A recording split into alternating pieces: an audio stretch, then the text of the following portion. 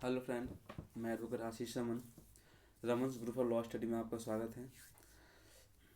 जिस डेट का इंतज़ार था वो आज इंतज़ार ख़त्म हो चुकी है। जिन लोगों ने पीटी क्वालिफाई की है वे मेंस के एग्ज़ामिनेशन के लिए तैयार हो जाएं और मेंस के एग्ज़ामिनेशन देने से पहले आपको मेंस एग्ज़ामिनेशन की फॉर्म फिलअप करनी होगी, जो आज आयोग द्वारा नोटिफिकेशन जारी कर दिया गया है।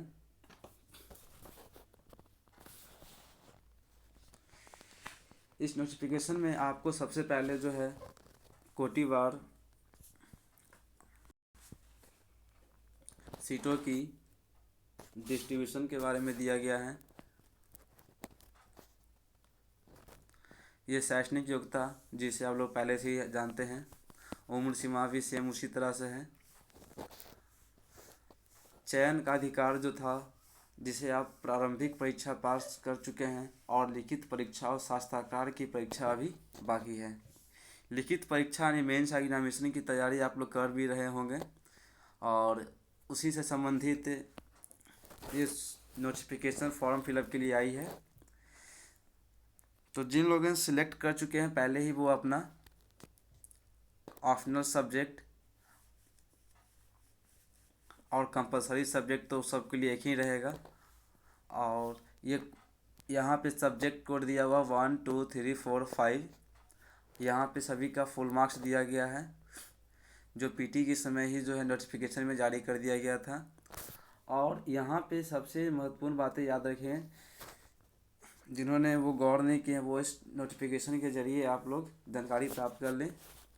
समान हिंदी और अंग्रेजी पत्र में न्यूनतम योग्यता प्रदायी 30 अंक होंगे, जिन्हें नहीं प्राप्त करने पर उम्मीदवार को लिखित परीक्षा हेतु योग्यता प्राप्त नहीं माना जाएगा।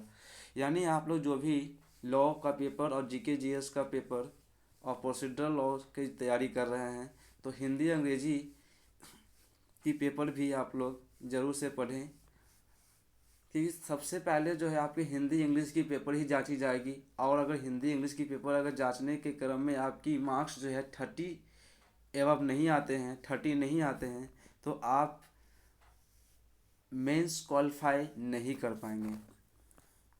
परीक्षा के लिए ऐच्छिक विषय यानी ऑप्शनल 3 विषय को आपको चूज करना था और पीटी फॉर्म के फिलअप के समय आपने अपने अपने सब्जेक्ट को चुन लिए होंगे।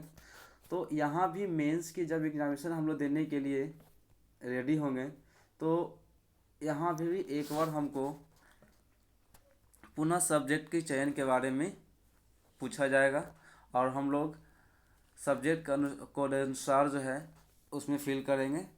विषय code 6 constitutional and administrative law of India के लिए है। 7 फैमिली लॉ यानी Hindu law and Mohammedan law के लिए है। और subject code 8 transfer of property, equity,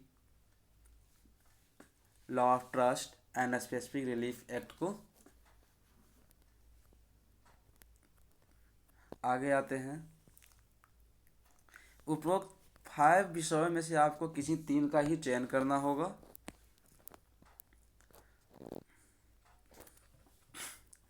लिखित परीक्षा में जो अभ्यर्थी सफल होंगे उन्हें 100 अंकों का शास्त्राकार परीक्षा होगी, जो 35% न्यूनतम होगी। और इसी अनुसार जो है अंतिम मेगा सूची तैयार की जाएगी। आरक्षण जिसमें पीटी फॉर्म नोटिफिकेशन के समय दिया गया था बिल्कुल वही रहेगा। और यहाँ पे नोटिफिकेशन में आपको ध्यान रखना है कि जिस प्रति की आप जो है पीटी के समय फॉर्म फिलअप किए थे और उनका नंबर आप लोग वहाँ पे इंटर किए थे, जाति का स्थायी निवासी जो भी होगा वो आप लोग वही उन्हें लगाना पड़ेगा, अदरवाइज़ कोई अदर सर्टिफिकेट नहीं लगाइएगा।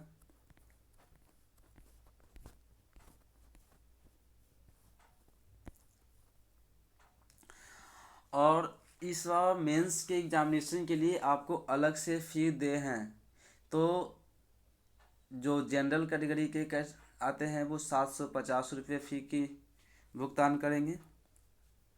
जो विद्यार्थी जो उम्मीदवार बिहार राज्य के अंतर्गत स्थायी निवास के आते हैं, तो चाहे वो अनुसूचित जाति हो या अनुसूचित जनजाति हो, उन्हें 200 रुपये भुगतान करने होंगे।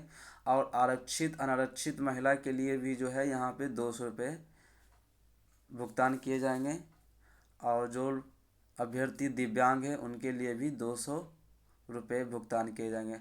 अन्य सभी उम्मीदवार चाहे वो बिहार के बाहर के आते हों, वे सभी 750 रुपये भुगतान करेंगे। और ऑनलाइन आवेदन संबंधी महत्वपूर्ण तिथि यहाँ पे दिए गए हैं। तो ऑनलाइन आवेदन के प्रारंभ होने की तिथि 19/2/21 यानी 19 फरवरी 2021 से स्टार्ट हो गए। और अंतिम तिथि जो है 18/3/21 होंगे। और थर्ड कॉलम फ्रेंड यहाँ पे देखना है, आप जो भी फॉर्म फिलअप किए होंगे उसकी हार्ड कॉपी और उससे संबंधित आप में जितने भी तरह के डॉक्यूमेंटेशन जो लगानी है, उसके हार्ड कॉपी को एक लिफाफे में बंद कर 25/3/2021 के शाम 5 बजे तक एनी हाउ पहुँच जाना चाहिए। अन्यथा आप मेंस एग्जामिनेशन में बैठने के लिए बाध्य नहीं होंगे।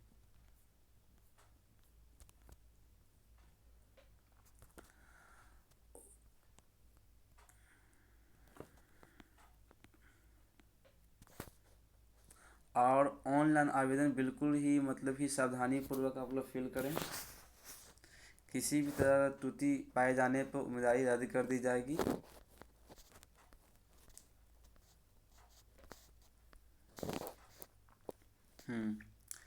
महत्वपूर्ण निर्देश यहाँ पे दिया गया है कि अंतिम रूप से भरे गए आवेदन ही को डैशबोर्ड से डाउनलोड कर हार्ड कॉपी में निर्धारित स्थान पर नीले स्याही से उस पे हिंदी और अंग्रेजी में हस्ताक्षर करते हुए उपरोक्त हार्ड कॉपी को साथ में संबंधित कागजात को निबंधित यानी रजिस्टर्ड पोस्ट और स्पीड पोस्ट के माध्यम से दिनांक 25/3/2021 के शाम 5 बजे तक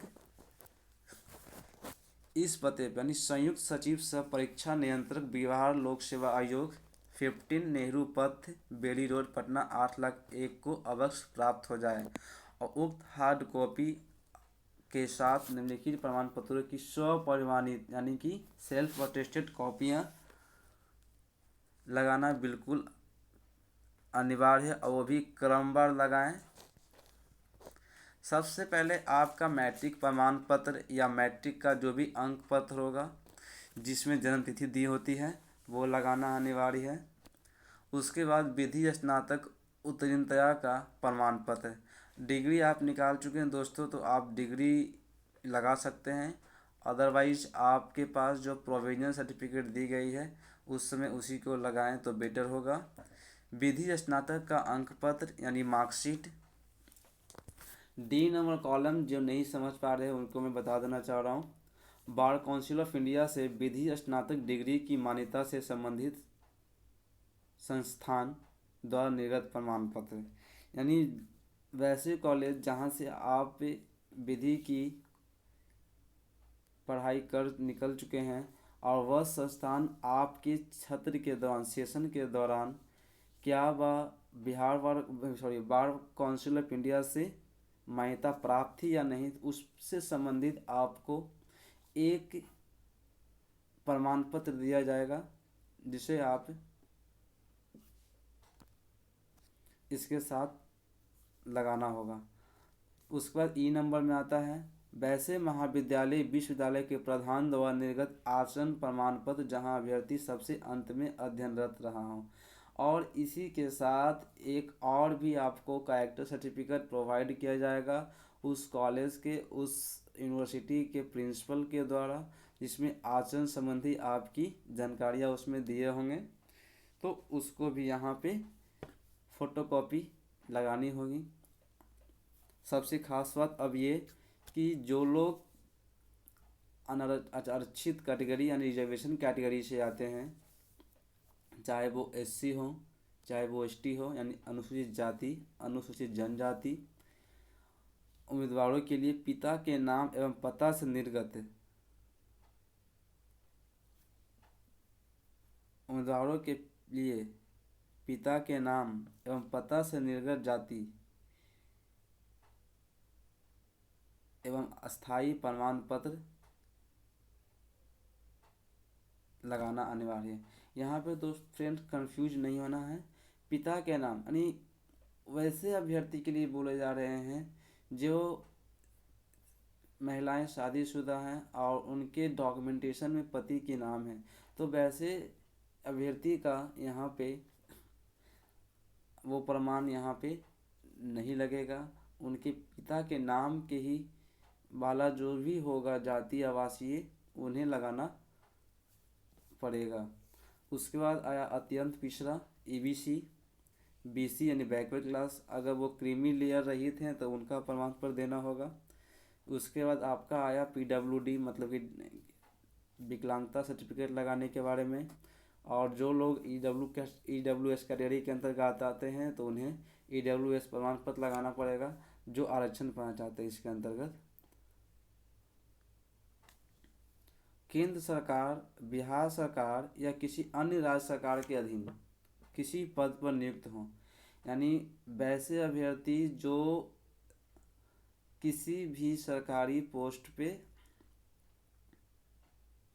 नियुक्त हों, चाहे वो केंद्र सरकार के हों, चाहे वो बिहार सरकार या किसी अन्य राज्य सरकार के हों, यहाँ पे उनको एनओसी सर्टिफिकेट यहाँ पे लगाना पड़ेगा। और फोटोयुक्त पहचान पत्र में फ्रेंड दोस्तों बताना चाहूँगा, आपका जो Aadhaar card, driving licence, PAN card आदि वगैरह जो भी पहचान पत्र होंगे आप उन्हें लगाएं।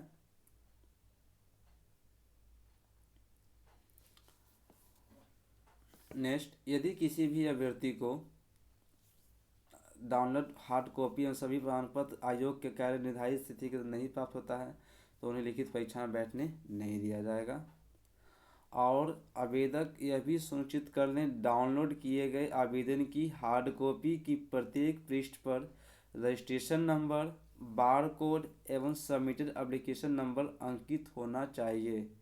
हार्ड कॉपी पर अगर ये सभी अंकित नहीं पाए जाने पर आवेदन स्वीकार नहीं होगा।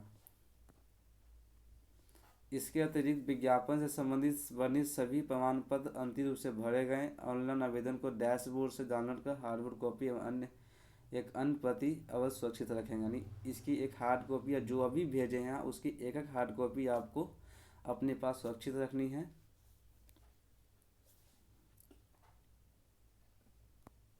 मांगे जाने पर उम्मीदवार को हार्ड कॉपी एवं सभी संबंधित प्रमाण पत्र निश्चित रूप से प्रस्तुत करना होगा।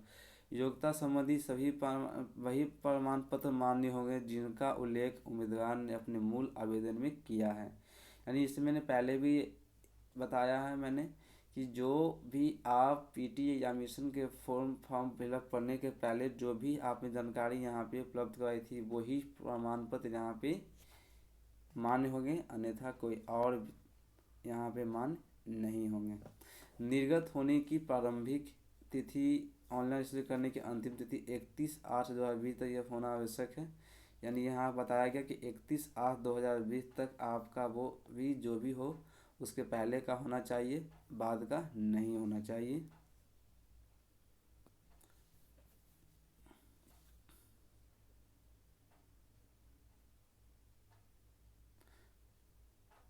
इस विज्ञापन के जिस लिफाफे में आवेदन पत्र भेज रहे हैं डैशबोर्ड से डाउनलोड हार्ड कॉपी के साथ संलग्न पता पर्ची यानी एड्रेस स्लिप एवं प्रेषक पर्ची यानी सेंडर स्लिप को लिफाफे पर चिपकाएंगे। यानी इसी पे जो आप भेज रहे हैं तो कोई भी किसी तरह का लिफाफा हो तो एक तरफ एड्रेस स्लिप होना चाहिए, एक तरफ सेंडर स्लिप होना चाहिए, और उसी पे है आपको मेंशन करना है। उसी का अलग से आप कॉलम नहीं बनाएंगे, एक सेंडर स्लिप लोड करना होगा, एक एड्रेस स्लिप लोड करना होगा, ठीक है, और उसको उस पर चिपकाएंगे और उसी को आगे भेजना होगा। इस विज्ञापन से संबंधित सभी सूचनाएं आयोग के वेबसाइट पर प्रकाशित किए जाएंगे। समाचार पत्रों में अलग से प्रकाशन अपेक्षित नहीं है। और परीक्षा की संभावित तिथि फ्रेंड 8 अप्रैल 2021 बताई गई है। तो कृपया आप लोग सचेत हो जाएं और अपनी मेंस एग्जामिनेशन की तैयारी पूरे तरीके से करते रहें। एग्ज़ाम अप्रैल में एनी हाउ होना है। आप अपने एग्ज़ाम की ओर लगे रहें। Best of luck. Thank you.